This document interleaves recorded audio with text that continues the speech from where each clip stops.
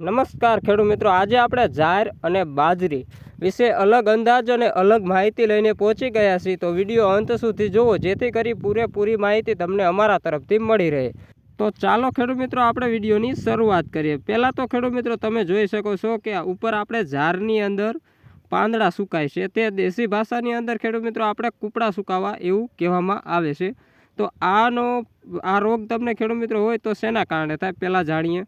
તો ખેડૂત મિત્રો તેની અંદર આપણે એક ઈયળનો પ્રોબ્લેમ રહેતો હોય। જો ઈયળ આપણે જે કુણેપ હોય છે તેની અંદર જાય અને અંદરથી આપણે પાંદડાને જે ખાઈ જાય છે થડમાં નીચે, એના કારણે આ પ્રોબ્લેમ રહેતો હોય છે।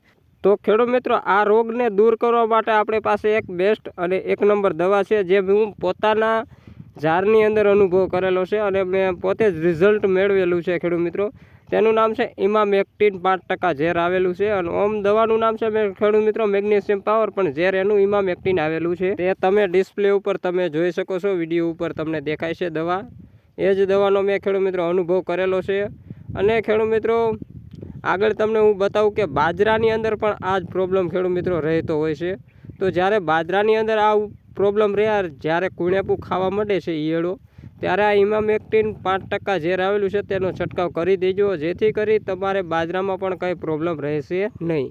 અને ખેડૂત મિત્રો નાનો બાજરો હોય તોય ભલે અને મોટો બાજરો હોય તોય ભલે, આ દવાનો તમે ઉપયોગ કરશો એટલે 100% તમારે જે ઈયળ હશે તેનો નાશ કરે છે આ ઇમામેક્ટિન દવા, અને રિઝલ્ટ પણ સારું મળે છે। હું મારા પોતાના બાજરાની અંદર પણ ઉપયોગ કરી છે અને ઝારમાં પણ ઉપયોગ કરેલી દવા છે, અને અમે અનુભવ વગર ખેડૂત મિત્રો વિડીયો બનાવતા પણ નથી।